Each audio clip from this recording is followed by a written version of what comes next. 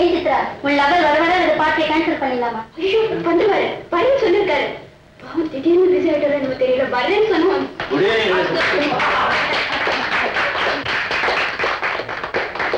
Mister Vijay, நீங்க இந்த பார்ட்டிக்கு வந்ததுல எல்லாருக்கும் சந்தோஷம். இது வெறும் பார்ட்டி இல்ல, கிட்டத்தட்ட உங்க கல்யாணம் நிச்சயதார்த்தம் நினைச்சுக்கங்களேன். நாங்க எல்லாரும் சேர்ந்து ஒரு மோதிரம் தர போறோம். அதை நீங்க சித்ரா கையில மாட்டீங்க. அவசரப்படாதீங்க, அதுக்கு முன்னால வேற சில ப்ரோக்ராம்ஸ் எல்லாம் இருக்கு. ஃபர்ஸ்ட் ஐட்டம், இந்த பாக்ஸ் ஒவ்வொருத்தரும் பக்கத்துல இருக்கவங்கள்ட்ட கொடுத்து பாஸ் பண்ணிக்கிட்டே வரணும். அப்போ ரெக்கார்ட் பிளேயர்ல பாட்டு கேட்டுக்கிட்டே இருக்கும். திடீர்னு பாட்டு நிற்கும். அப்போ யார் கையில இந்த பாக்ஸ் இருக்கோ அவங்க இந்த பாக்ஸை திறந்து அதுல இருந்து ஒரு சீட் எடுக்கணும். அதுல என்ன நம்பர் இருக்கோ அதை சொல்லணும். Okay, start.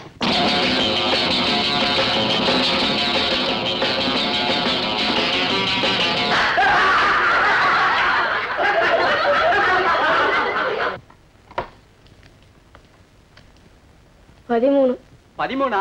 நல்ல number.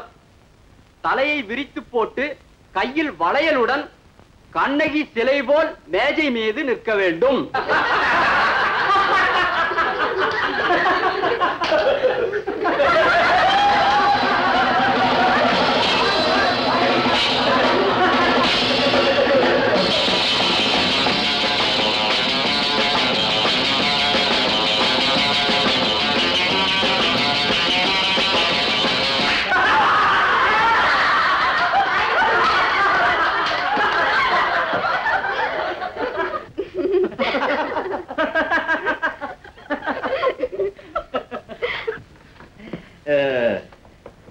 Number 8, very bad number.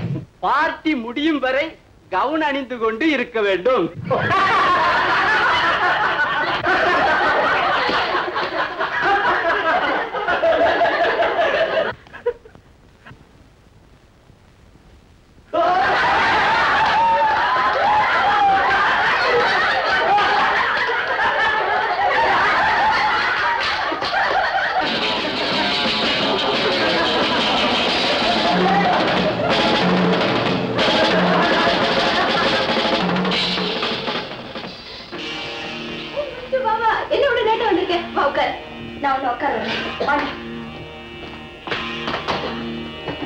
ஏண்டி சித்ரா, தங்கச்சி வந்த உடனே மோதிரத்தை கூட போடாம போயிட்டார் பத்தியா? பணக்கார கல்யாணம் பண்ணிக்கணும்னு ஆசை வச்சேடி, அதாண்டி உனக்கு இந்த அவமானம். அவமானம் அவளுக்கு மட்டும் இல்லடி, நமக்கு தான். வாங்கடி போலாம். விஜய் இனிமே என்ன தேடி வந்தா என்ன பார்க்க வேணான்னு சொல்லு. எதுவா இருந்தாலும் யோசனை பண்ணி பேசுமா. இனிமே யோசிக்கிறதுக்கு ஒண்ணு இல்ல. அவர்தான் வராரு, நான் இல்லைன்னு சொல்லு. வணக்கம்மா. வணக்கம். சித்ரா இல்ல? வீட்டுல இல்ல, வெளியே போயிருக்கா. வேலைக்கு போயிருக்கா? ஆமா.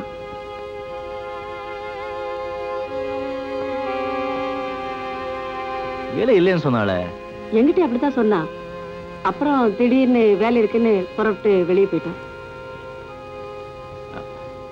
அம்மா, ஒரு சின்ன உதவி செய்ய முடியுமா?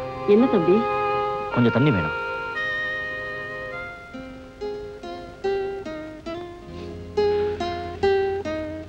இந்தாங்க.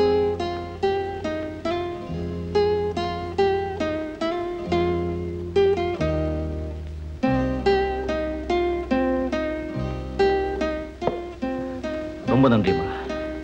நான் அவ அப்படி சொல்லிட்டான்னு நீ அவளை மறந்துட போறியா? வேற வழி இல்ல. என் நிலைமையை புரிஞ்சுக்காம நான் காதல், கல்யாணம் இதுக்கெல்லாம் ஆசைப்பட்டது என் தப்புதான். ஆசைகளை வளர்த்துக்கிட்டு அது சரியா தப்பான்னு ஆராய்ச்சி பண்றது புத்திசாலித்தனம் இல்ல. உங்க அன்பு நிலைக்கு என்ன வழின்னு தான் பார்க்கணும். அப்படி ஒண்ணு இருக்கதாவே தெரியலையே. எனக்கு தெரியுது. வாடியுமே. அது ஒரு அதிர்ச்சி வைத்தியம். அதனுடைய விளைவு சாதகமாவும் இருக்கலாம், பாதகமாவும் இருக்கலாம். சித்ரா, ஓ நீயா? எங்க வந்த?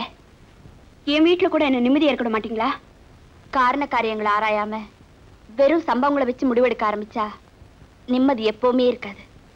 இப்ப என்ன சொல்ற? நீயும் உங்க அண்ணன் செஞ்சது நியாயம்னு வாதாட வந்திருக்க இல்ல? நான் வாதாட வரல, நிரூபிக்க வந்திருக்கேன். எழுந்துரு. எங்க நீ வாழ போற வீட்டுக்கு. அந்த கதையெல்லாம் வேண்டாம், நான் எங்க வர முடியாது. சித்ரா, முகத்தை கழுவி ட்ரெஸ் மாத்திக்கோ. ப்ளீஸ்.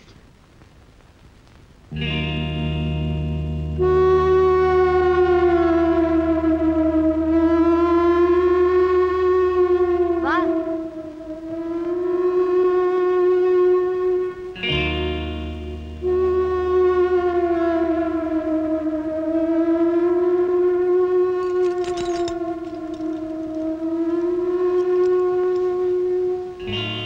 இது என்ன சங்கிலி? ஏன் இந்த விலங்கு?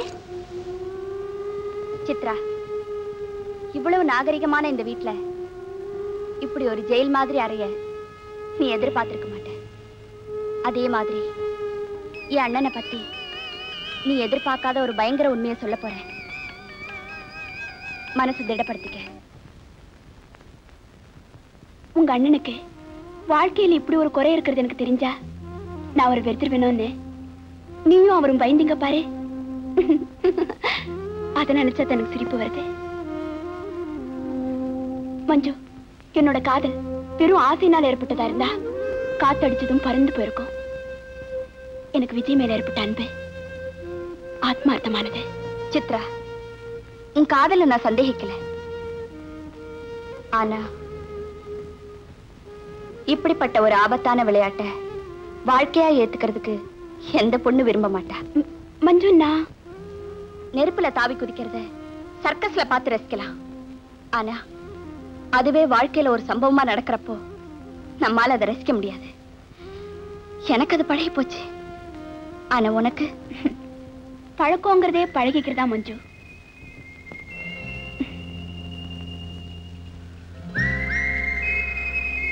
இன்னும் எத்தனை நாளைக்கு தான் இந்த வீட்டுல காவல் தெய்வமா இருப்ப? உனக்கான ஒரு வாழ்க்கை கிடையாதா? இப்ப நம்ம பேசிட்டு இருக்கிறது என்னுடைய வாழ்க்கையை பத்தி இல்ல, உன்னுடைய வாழ்க்கையை பத்தி. ஒரு அம்மாவாசையில இவருக்கு மனைவியாயி அடுத்த பௌர்ணமியில இவராலேயே எனக்கு உயிர் போயிட்டாலும் நான் சந்தோஷமா தான் சாவேன். ஏன் தெரியுமா? அதுக்கப்புறம் ஒவ்வொரு பௌர்ணமியிலும் இவர் வானத்தை பார்க்கும் போது அங்க நிலா இருக்காது, நான் தான் இருப்பேன்.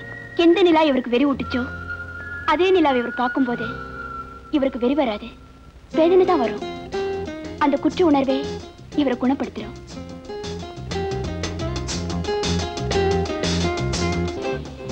நல்லா தான் சரியா.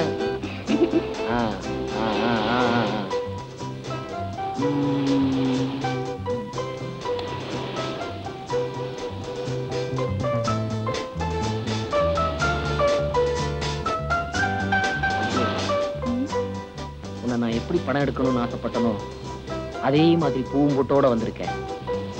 படத்தை பாரு, ஏன் மயங்க போற?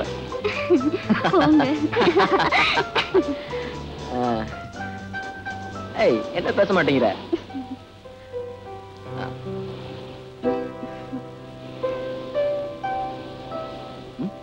என்ன பேசுறது? மஞ்சு, சில நேரங்கள்ல உன்னை பாக்குறப்போ என் பிரம்மச்சரிய விரதமே ஊசலாடு தெரியுமா? என்ன அவ்விடத்திலும் அப்படித்தானோ? என்ன? ஒண்ணுமில்லைங்க, அந்த கார்ல போறது எங்க அண்ணன் மாதிரி இருந்துச்சு.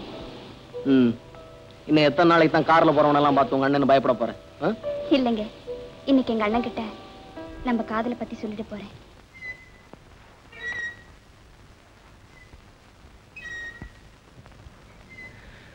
பையன் பேர் என்ன சொன்ன? Anand. Sweet name. BSc graduate. Not bad.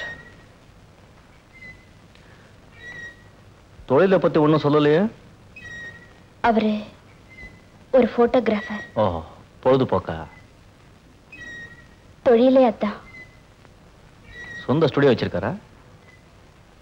இல்ல, போலீஸ் கேஸ்க்கு போட்டோ எடுக்கிறவர். எத்தனை படம் எடுக்கிறாரோ அதுக்கு தகுந்த மாதிரி காசு. மஞ்சு, ரொம்ப நல்லவர்னா? இருக்கலாம். நம்ம அந்தஸ்துக்கு தகுதியுள்ளவனா? அண்ணா, நீ கரெக்ட். மஞ்சு, நான் ரோட்ல இருந்து வந்து வந்தா. இந்த ரோடு அந்தஸ்துக்கு வக்காத்து வாங்குறது தப்புதான். நல்லவருங்கிறதுக்காக மட்டுமில்ல, என் சந்தோஷத்துக்கு என் அண்ணன் தடையா இருக்க மாட்டாருங்கிற நம்பிக்கையில தான் நான் அவரை காதலிச்சேன். நான் உனக்கு வெறும் அண்ணனா மட்டும் இருந்திருந்தா என் முடிவு வேற மாதிரி இருந்திருக்கும். ஆனா உன் எதிர்காலத்தை கட்டி காக்குற கார்டியன்னாவும் நான் இருக்கேன். என் சந்தோஷத்தை பலி கொடுத்துதா நீ ஒரு நல்ல கார்டியன்னு பேர் வாங்கணும்னா உன் இஷ்டப்படியே செய்.